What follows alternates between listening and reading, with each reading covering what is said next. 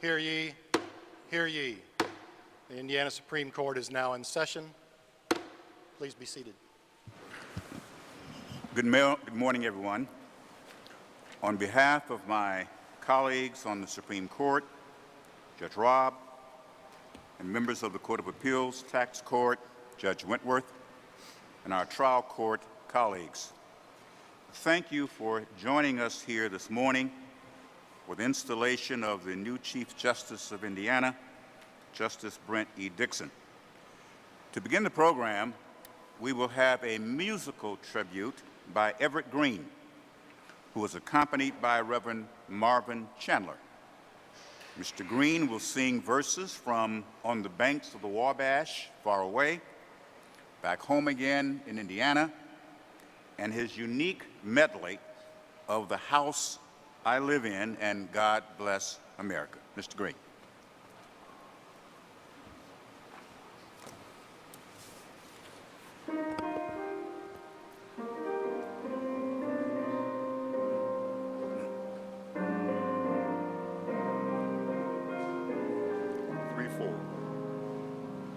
Oh, the moon lights fair tonight along the Wabash. From the field there comes a breath of new moon hay. Through the sycamores the candle lights are gleaming. On the banks of the Wabash, far away. On the banks of the Wabash, far away.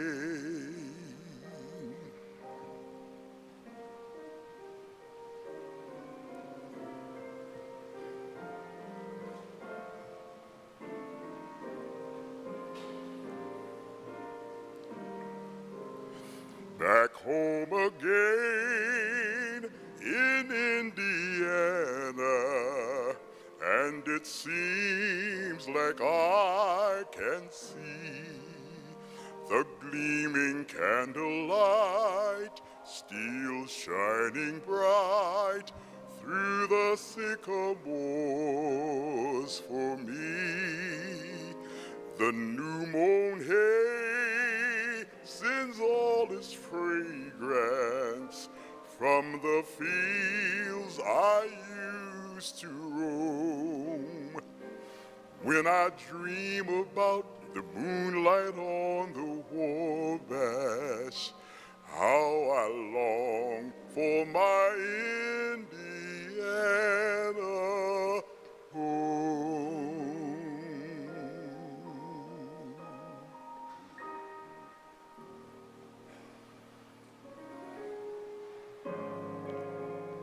What is America to me? A name, a map, the flag I see, a certain word, democracy. What is America to me? The house I live in, a plot of earth, a street, the grocer and the baker and the people that I meet, the children in the playground, the faces that I see, all races, all religions, that's America to me. The place I work at, the worker by my side, the little town or city where my people lived and died, the howdy and the handshake, the air of feeling free, the right to speak my mind out, that's America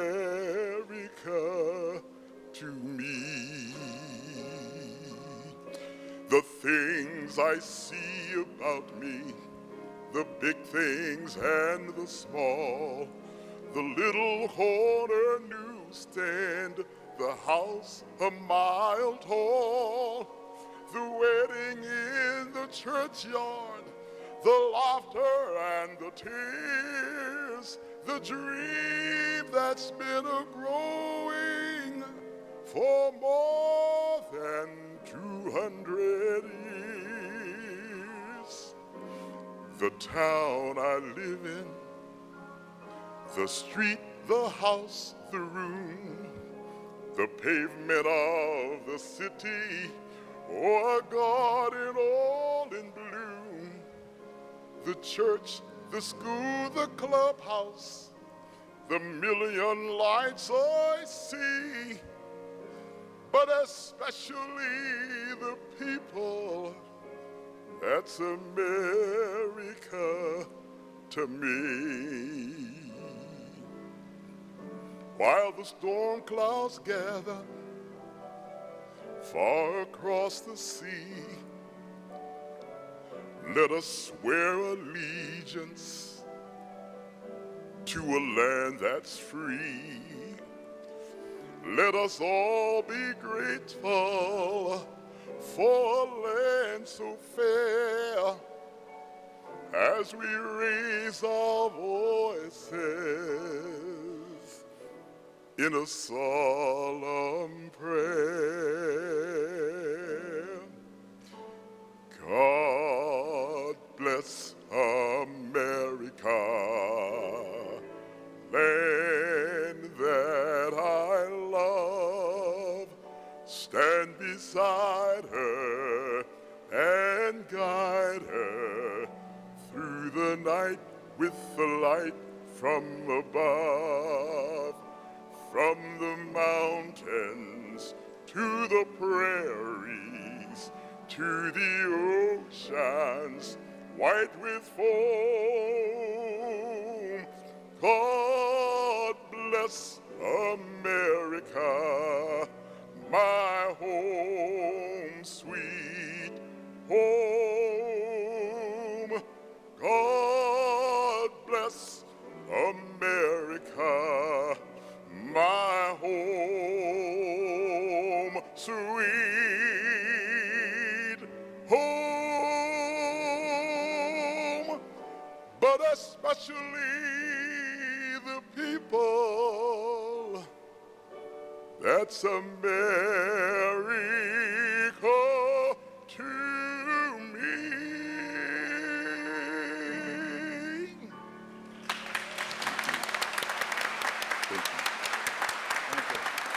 Thank you. Thank you so much.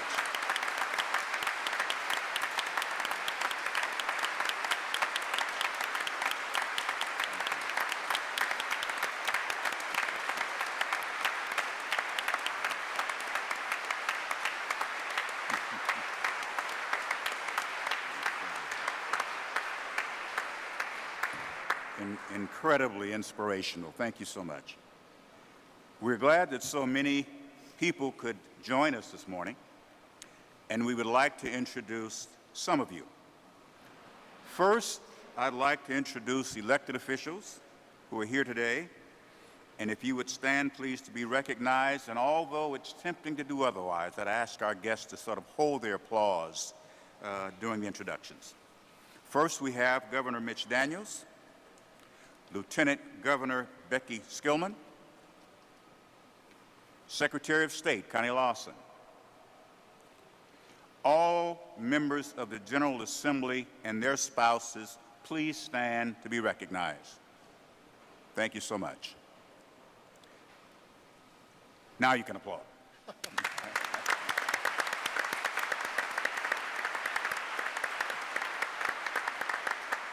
We would also like to introduce representatives of the judiciary, beginning with members of the Supreme Court. May I present first Chief Justice Dickson and his wife Jan Aikman Dickson. I'm Justice Rucker. To my right, Justice Stephen David. and our court's newest member to the left, Justice Mark Massa. Normally, we are a 5-member court, but Justice Frank Sullivan recently resigned from the court and is attending his son's wedding in California. And try as he might, the young bride and groom were unable to change their plans, and he wasn't either. So he sends his deepest apologies for not being here this morning. Also with us, and again would you please stand to be recognized and remain standing, former Chief Justice of Indiana, Randall T. Shepard, and his wife, Amy McDonald. Former Justice Theodore Bohm and his wife, Peggy Bohm. Former Justice Myra Selby and her husband, Bruce Curry. Thank you. And we will introduce members of the Court of Appeals who are here today. And again, I'd ask for you to hold your applause until they've all been recognized. Chief Judge Margaret Robb and her husband, Stephen Robb. Judge Mark Bailey and his wife, Judge Judith Wright Bailey. Judge John Baker. Judge Michael Barnes. Judge Kel Bradford. Judge Elaine Brown. Judge Terry Crone. Judge Ezra Friedlander. Judge James Kirsch, Judge Melissa May, Judge Paul Mathias, Judge Edward Najim, Judge Nancy Vadick and her husband, James Starr, Indiana Tax Court Judge Martha Blood Wentworth. Our friends from the federal courts are here today to join us, including judges from the 7th Circuit Court of Appeals, Judge John Tender and his wife, Jan Carroll. Judge David Hamilton and his wife, Inga. From the U.S. District Court, Northern District of Indiana, Judge Robert Miller and his wife, the Honorable Jane Woodward Miller. Is he here with us? Okay. From the U.S. District Court for the Southern District of Indiana, Judge Richard L. Young. Judge William T. Lawrence and his wife, Jeannie. Thank you. Judge Jane Magnus Stenson. Judge Tanya Walton Pratt. And many other members of Indiana's judiciary here, including officers of the Indiana Judges Association. Would you please stand? Judicial Conference members, and all Indiana trial judges and senior judges. Thank you so much. Would you give all of our judiciary a round of applause? Thank you.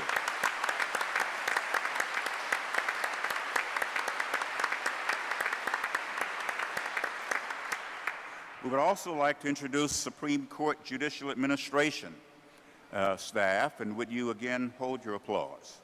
Thank you. Kevin Smith, Clerk of the Court and Supreme Court Administrator. Kevin. Lilia Judson, Executive Director, State Court Administration. Mike Whitty, Executive Secretary, Indiana Disciplinary Commission. Let us some Mike. Brad Skolnick, Executive Director, Board of Law Examiners. Julia Oseski, Executive Director, Continuing Legal Education Committee. 2 members of our very dedicated staff could not be with us today, but I'd like to recognize them nonetheless.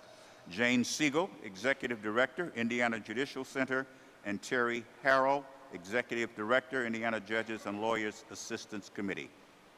Would all members of the Supreme Court family please stand and be recognized? Thank you.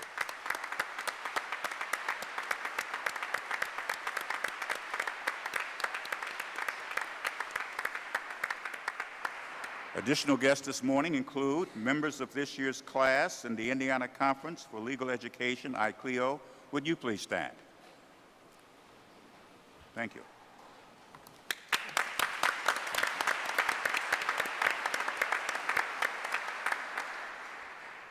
And would you please recognize Ms. Shelley Eyre, Chief Justice Dickson's administrative assistant for the last 24 years.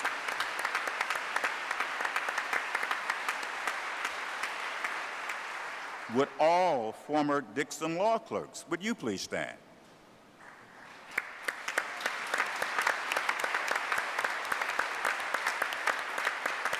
Thank you. We have several representatives of universities and law schools. Would you please stand so the guests can see you?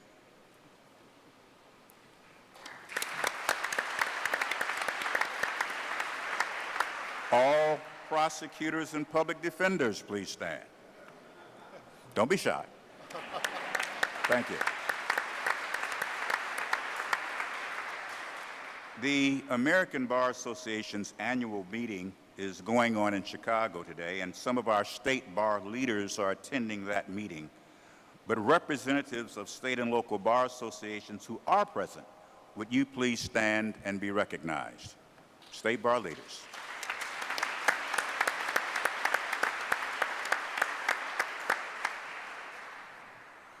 All three of Jan and Britt Dickson's sons are with us today. Drew from London, England.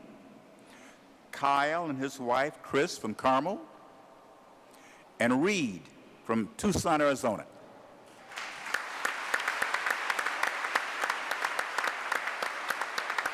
But wait, there's more. 6 of Dickson's 9 grandchildren are here. Would you please stand?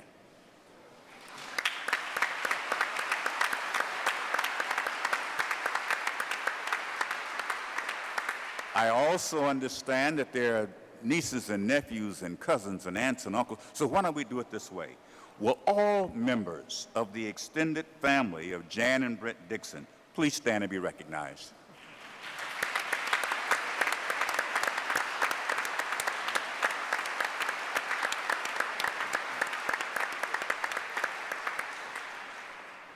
We mentioned at the outset that there were going to be some of you that would be recognized, but the truth of the matter is you're all very important to us. You're all here because you're friends and acquaintances and of Justice Dickson. So why don't we give all of us a round of applause?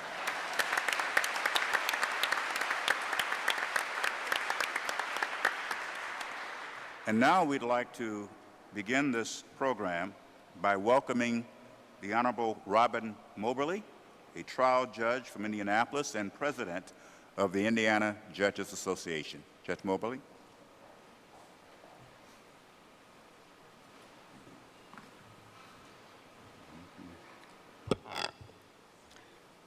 Governor Daniels, Lieutenant Governor Skillman, members of the Indiana Legislature, members of the Indiana Supreme Court and Court of Appeals, and distinguished guests. 488 Northeast 2nd, 1121. I don't know if this citation has any special meaning to our guest of honor today, but it should. That is the citation to the first published opinion ever written by our Chief Justice, Brent Dickson. It was issued on February 11, 1986, 1 month after he was appointed to the Indiana Supreme Court by Governor Robert Orr. The case is Woodford versus State, and it upheld the Rape Shield Act against a constitutional challenge by a convicted rapist who claimed it violated his Sixth Amendment right to confrontation. Thus began a judicial career that has spanned 26 years so far, and the opinions and dissents he has authored have addressed issues as varied as the meaning of the attorney fee provision of the adult wrongful death statute, eligibility of high school athletes in Indiana to compete, rights of casino card counters, he sided with the governor in his dissent, the constitutionality of the state's voter ID law, beer distribution, trade secrets, just to name a very few. Our chief is an intellectual gold medalist. His opinions are skillfully and meticulously written so that they will not only deliver justice to the people of Indiana today, but be equally relevant in 100 years.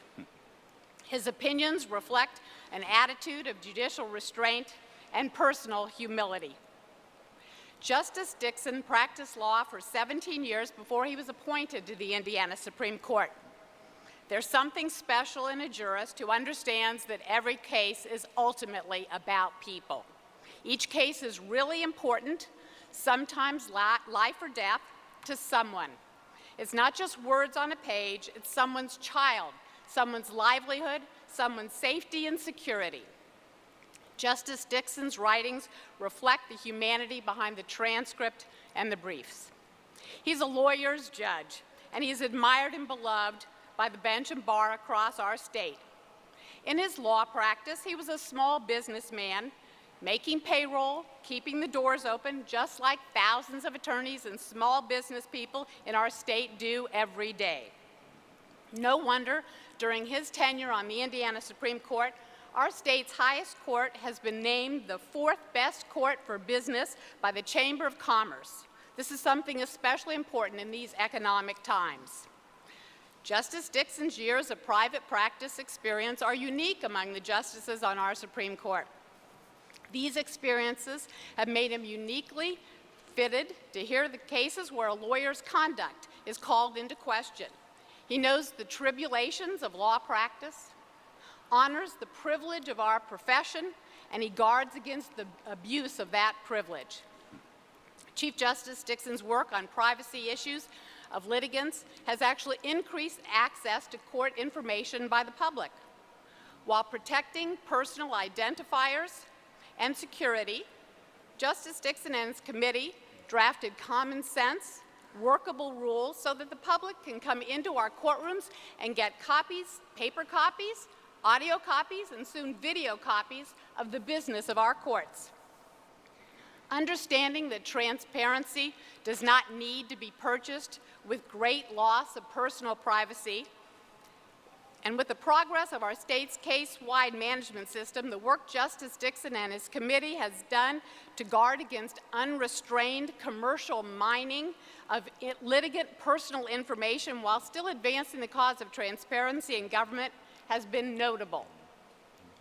Recently, Justice Dickson joined the officers of the Indiana Judges Association on a retreat. His energy and his enthusiasm for the job before him was contagious. His desire to be helpful and to build bridges to the other 2 branches of government whenever possible was deliberately expressed. All of us left the retreat with a sense of engagement in our work, a determination to find ways we can enhance the work of the executive and the legislative branches consistent with the mission of the judiciary. 838. That is the number of opinions written by Justice Dickson in his time on the court so far. His most recent majority opinion was Clark versus Clark, and it interpreted the Indiana guest statute. He used words such as, in the interpretation of statutes, our goal is to determine and give effect to the intent of the legislature. In determining the intent of the legislature, we look to the statutory language chosen by the legislature, and we presume that the words were selected and employed to express their common and ordinary meanings. Now, I can't predict much about the future, but the past clearly demonstrates that Justice Dickson will show wisdom and judicial restraint in his rulings, sincerity in his friendships, and a clear vision for the future of the judiciary in Indiana. Thank you. Thank you.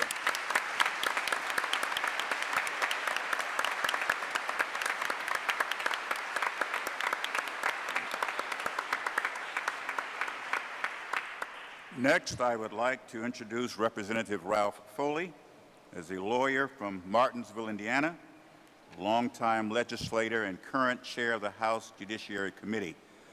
Although I'm not sure if he's ever filed an amicus brief, but he has been a friend of the court, and his absence from the General Assembly will be missed. Representative Foley. Thank you. Greetings, Governor Daniels, Lieutenant Governor Skillman, justices, past and present, guests, family and friends of Chief Justice Dickson and Chief Justice Dickson. It's a real honor. I am Ralph Foley from down in the valley, and I'm soon to be a recovering legislator. I look to life after the General Assembly but I can testify that there was life before the General Assembly. And in that life, I first met Brent Dickson and Jan Dickson. My wife and I were actively involved in the Indiana State Bar Association on auxiliary affairs and governance. And Justice Dickson and Jan participated in the life of the bar.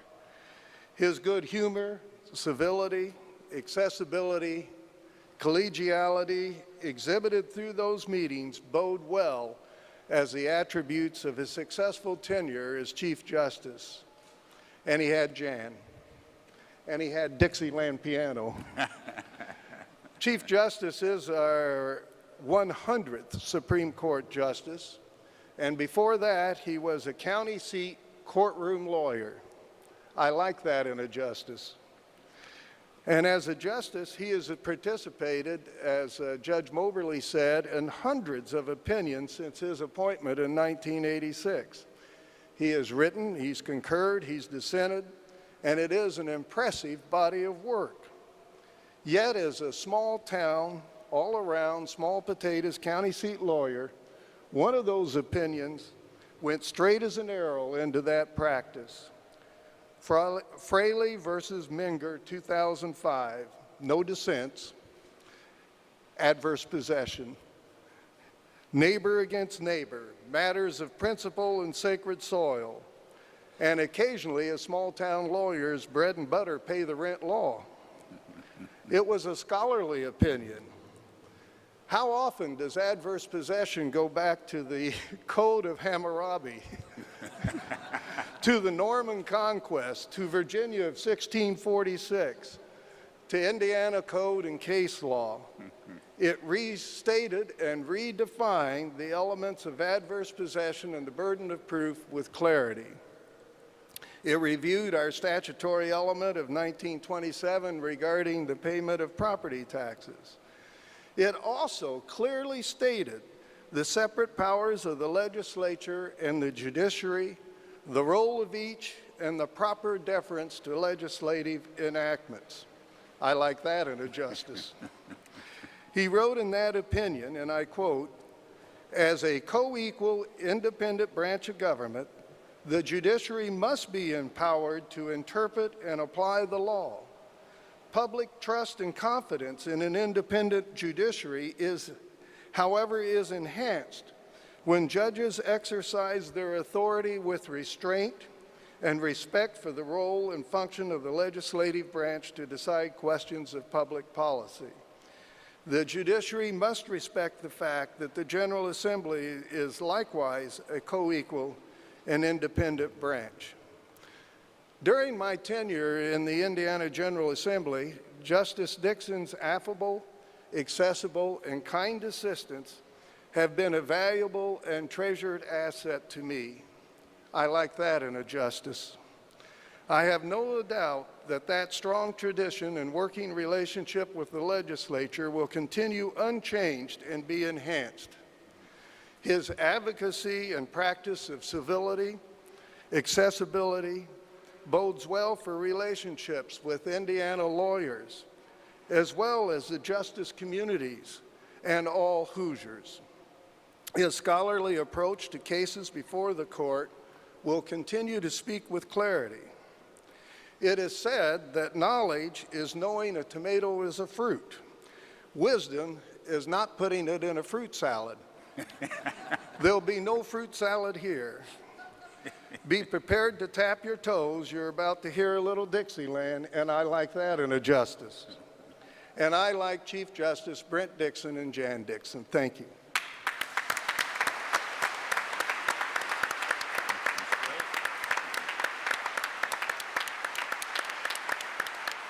Thank you so very much. Our next speaker, Patricia Truitt, is a lawyer from Lafayette, where Chief Justice Dickson practiced law for 17 years before being appointed to the court. Patty is a longtime friend of the Dicksons and current president of the Tippecanoe Bar Association. Thank you, Justice Rucker. Mr. Chief Justice, Governor Daniels, distinguished members of the judiciary and of the bar, and special guests, good morning. It's quite a privilege for me to bring greetings and good wishes today on behalf of the lawyers of Tippecanoe County, and to be able to say a few words about Justice Dickson, both from a personal and professional viewpoint. You see, the Dicksons and Bob and I share the same wedding date, almost 50 years ago. And we've been friends ever since our children were little. We each have 9 grandchildren. Well, today you know already that 6 of Justice Dickson's 9 grandchildren are here, and I'd like to direct my remarks to them. See, we have Max, Matt, Joe, Hannah, Audrey, and Gazal. So you all can listen in if you'd like. Here are some things that I like about your grandfather, and I bet you do too. First of all, he has a quiet sense of humor. When you say something really clever or smart, don't you just love the way that little smile comes across his face, and the way you know that he's thinking of you particularly, and he understands what you did or what you said, and how clever or smart you really are? Secondly, I like the way he balances freedom and fair play. When your daddies were little boys and playing, he always gave them a chance to work things out themselves before he would step in. Third, I like his steadfast values and thoughtful approach to a constantly changing culture. I bet he always asks you lots of questions, doesn't he? I remember good discussions a long time ago when Dungeons and Dragons was a game that kids were playing, and also TV games, video games, but they were getting increasingly violent in their nature. And he was concerned about the potential effect on young people, even then. He always wanted to understand the clash of contemporary values, but how to preserve what's really good. I like how your grandfather is always nice and kind to people, even when he thinks they're wrong. He's often said that by being a lawyer in Tippecanoe County for 17 years, he learned to value and promote civility and integrity in the legal profession. Every lawyer in Tippecanoe County could trust your grandfather's word and appreciate the kindness he showed to everyone. I like the way he plays the piano. Did you ever wake up to music in the morning with his piano playing? Well, you know, when he was an outstanding student at Purdue University, he was a member of a group called the Salty Dogs. Isn't that a funny name for a band? But he played in that. And he still comes back to Purdue for football games and to serve on committees and councils as he serves and gives back to his alma mater. I believe he is the first Chief Justice to have graduated from our great university, Purdue. And finally, I love the way your grandfather has a call to serve others that he cannot ignore. I know he would just love to jump on a plane and visit you in London or in Arizona, or to make every one of your sports events, guys and gals. But just as a fisherman feels the call of the sea, or a hunter responds to the call of the wild, your grandfather senses the call to promote justice in Indiana. And so, today is a big day in your life, because today you're able to watch him put on the robe to symbolize his way of answering this call that he has on his life. I am so glad you 6 grandchildren are here to witness this. Thank you.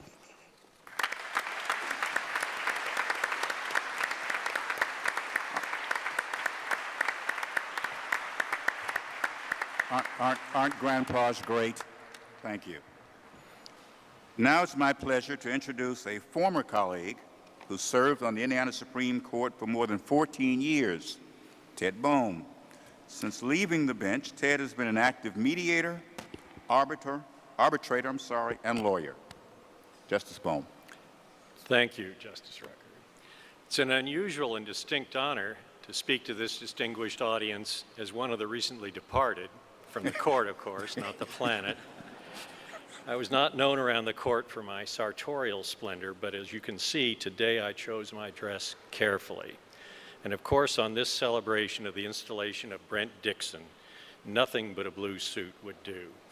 I joined the court in 1996, and only in 2007, when the court fielded a Supreme Court foursome in the Indiana Bar Foundation golf outing, did I first spot the Chief Justice to be Brent Dickson in anything other than a blue suit.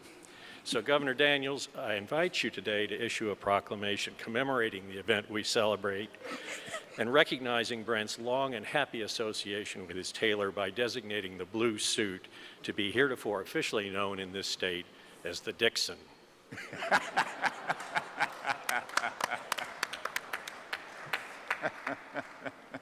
When I first came to this court, Brent Dickson was entering his second decade as a justice. As an academic, he was already recognized as a leading authority on the Indiana Constitution.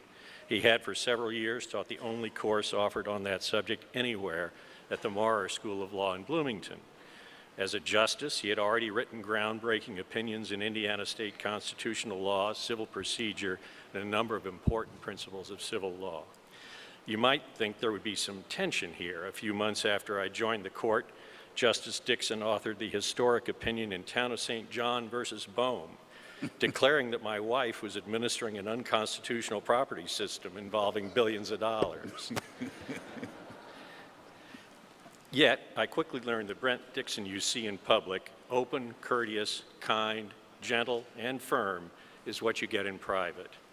When I decided to accept an invitation to teach state constitutional law at the McKinney School in Indianapolis, as much to teach myself this new subject as to help the school out, Brent not only allowed me to copy his text materials, he gave me complete access to the enormously helpful notes he had developed over several years.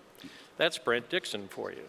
If he sees a way to be helpful, it doesn't occur to him to be selfish, territorial, or seek any credit for himself.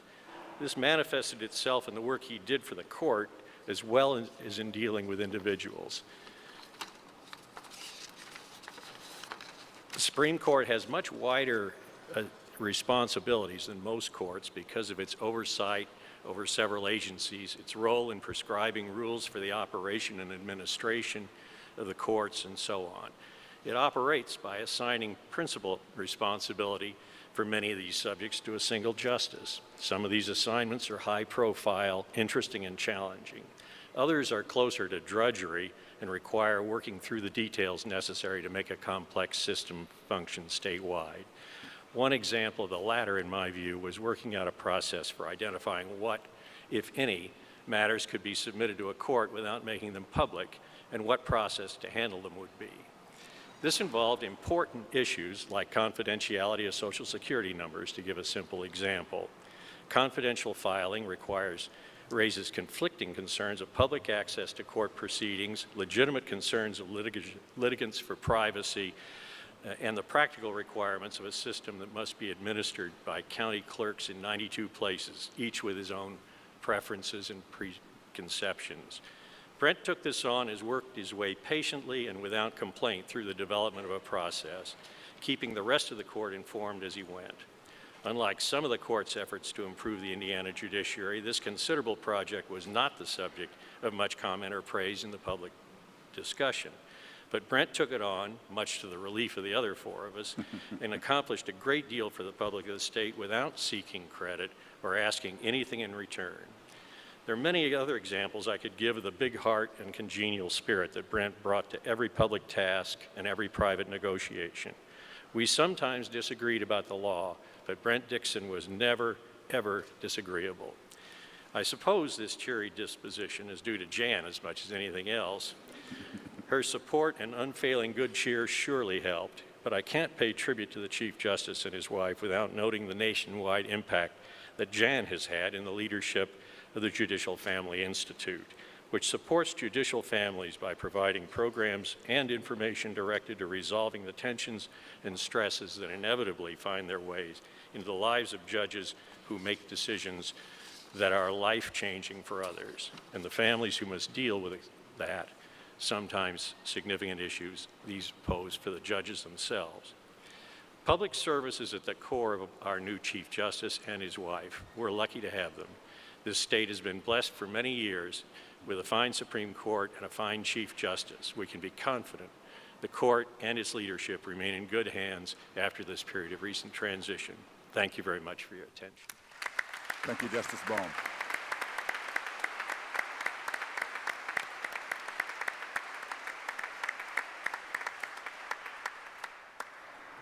And now for the event that has brought us together today, the administration of the oath to Chief Justice Brent E. Dickson. Mrs. Dickson will hold the same Bible used when Chief Justice Dickson was sworn in 1986, the one that his immigrant maternal grandfather brought with him from Sweden to the United States in the 1880s.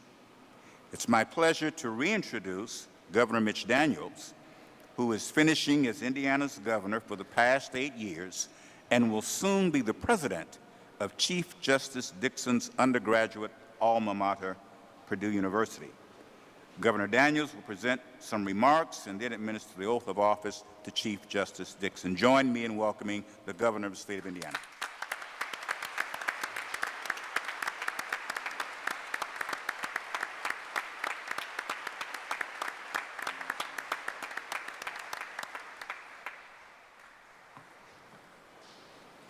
Guided by Bohm's admonition, I'll at least button my suit coat. And note that the suit's not blue, but everything else is. May it please the court. Brent E. Dickson was born in Gary, Indiana, in 1941, and made his way successfully south from that point on.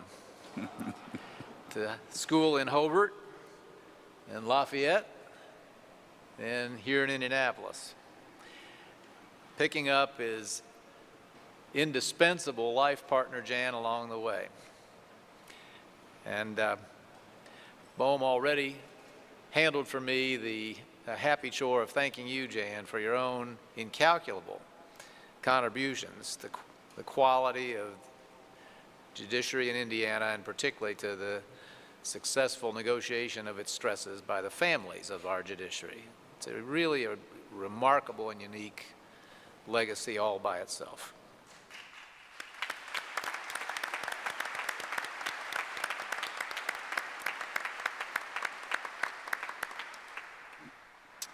And now, Brent, having successfully completed your probationary period,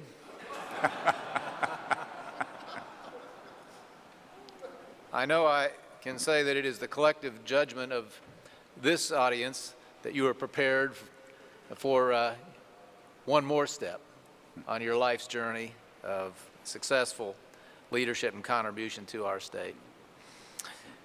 The qualities of civility and restraint and modesty have been remarked upon over and over again this morning. They are part of any conversation one has, formal or informal, about our honoree, our inductee. And they were reflected yet again in this selection. Pat talked to us about Brent's inability to ignore a call to service. And that is exactly what happened here. He did not seek this post. It was thrust upon him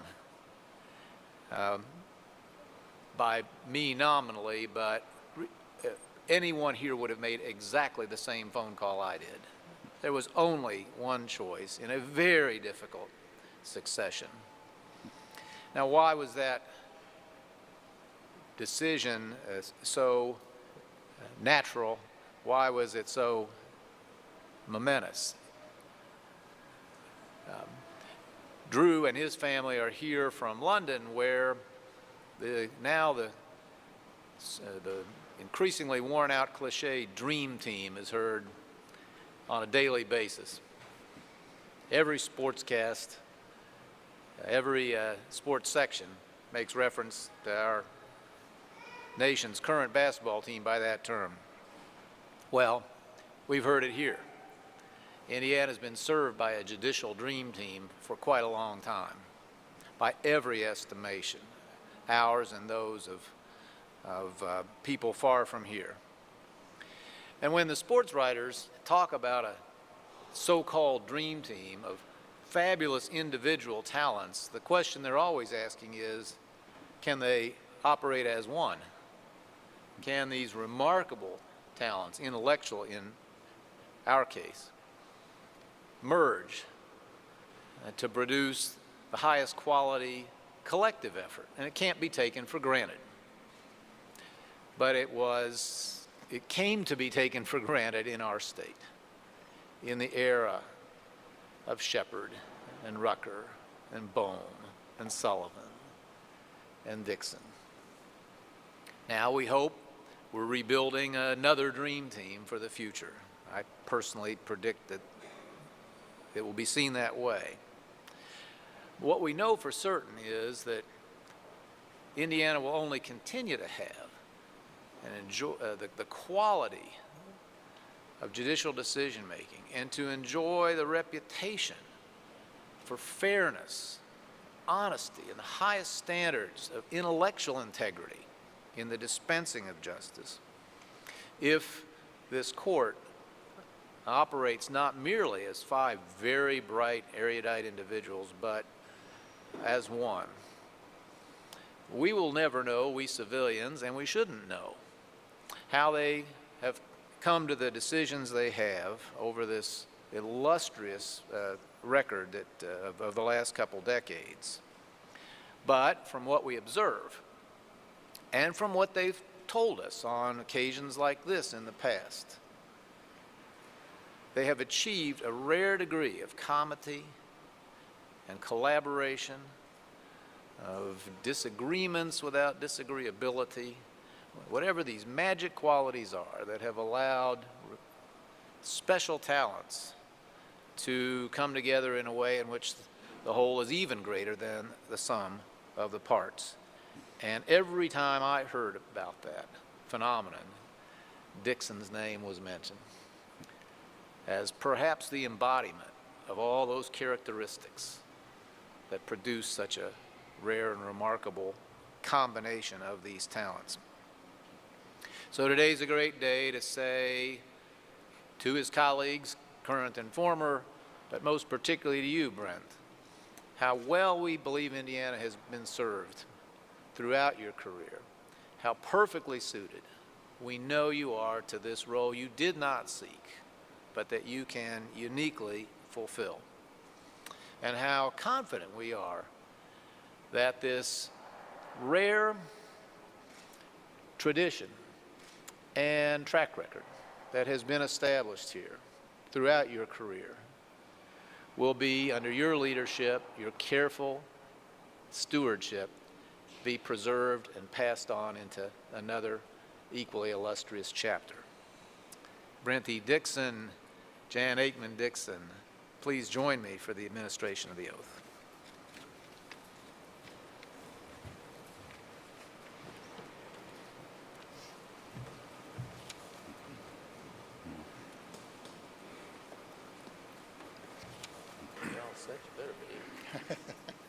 Don't do it in Swedish. Repeat after me.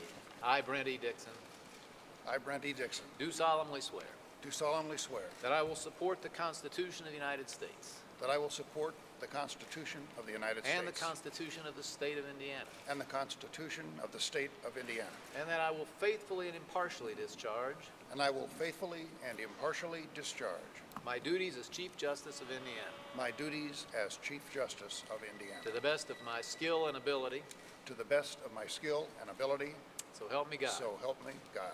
Thank you for doing this.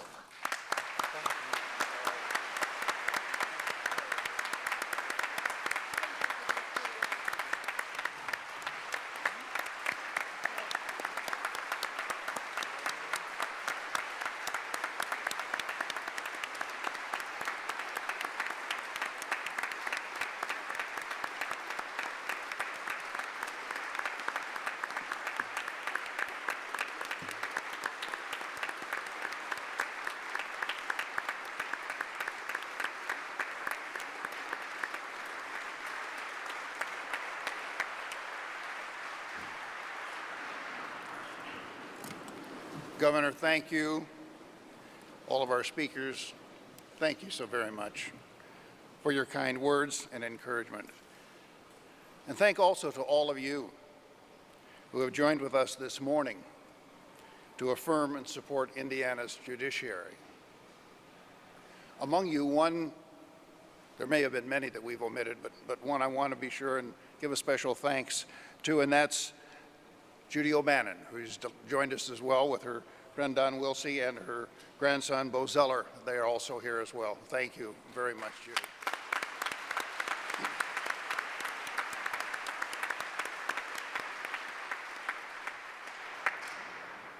I cannot help but to be supremely grateful to Almighty God for the remarkable privilege of living in Indiana and in the United States, where we each enjoy freedom and sacred liberties, and where we are governed by and responsible to our fellow citizens. As Everett Green so beautifully sang to us, especially the people. That's America to me. And now to realize that I have a special opportunity of service to the state of Indiana, my feelings of gratitude, honor, and responsibility are especially profound. This occasion would have never occurred without the encouragement, support, and love of my wife of 49 years, Jan Aikman Dickson, who you've heard about already. Jan was just recently honored by the National Center for State Courts, in fact, for her service to the judiciary by her founding and nurturing and the work that she has done for the National Judicial Family Institute. So for all sorts of reasons, I thank you, Jan, for your years of aiding and abetting justice, especially your justice, me. Thanks also to my sons, Drew and Kyle and Reed, for the sacrifices they endured when I chose to leave private law practice and become a Supreme Court justice, right in the middle of their careers. Drew starting college, Kyle just finishing high school, and Reed almost ready to start middle school. I'm very proud of the fine young men they have become, and I'm so pleased that they are each with me here today. Today represents the approaching conclusion of a period of significant change for the Indiana Supreme Court. This is in stark contrast to the recent 11-year period without any alteration in the composition of the court, the longest such period in Indiana history of the same 5 people staying on the court together. But since then, there have been 3 vacancies in our 5-person court. Ted Boehm, who you heard earlier, a brilliant and prolific justice, retired 2 years ago. Frank Sullivan, an extraordinary servant leader, officially departed from the court this last Tuesday. And earlier this year, Randy Shepard's retirement ended his 25 years of nationally acclaimed, superlative acclaimed leadership as our Chief Justice.